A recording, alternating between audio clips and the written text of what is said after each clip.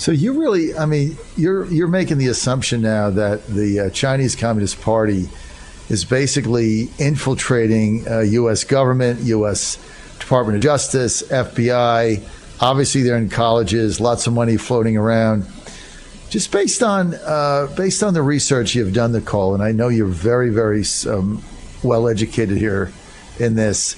You think Joe Biden has compromised this money that was wired to him that we're trying to get to the bottom of?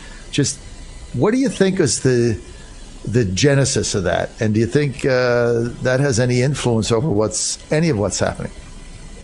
Well, I would suggest everybody pay close attention to Jim Jordan's Weaponization Committee's congressional hearing and James Comer's presentation about what they have found out about their investigation into that case. And I'll leave that to the Weaponization Committee and the House Judicial and Oversight Committee.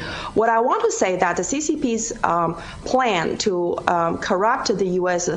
lawmakers does not differentiate the Republican Party or the Democratic Party. For example, in the case of Mr. Mao's Guo, the CCP has entailed two prominent RNC, the Republican National Committee's donor, and very prominent two individual donors, Elliott, Broidy, and Stephen Wynn. They have been part of the CCP scheme to influence and infiltrate in the Department of Justice and the former White House, trying to return Mr. Mao's Guo back to China.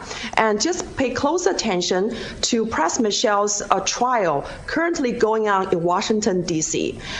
So the New York federal prosecutor tried to stop Mr. Mao's Guo from testifying in Pras Michel's trial currently going on in Washington, D.C., because that case is a perfect example of how the CCP has weaponized the DOJ.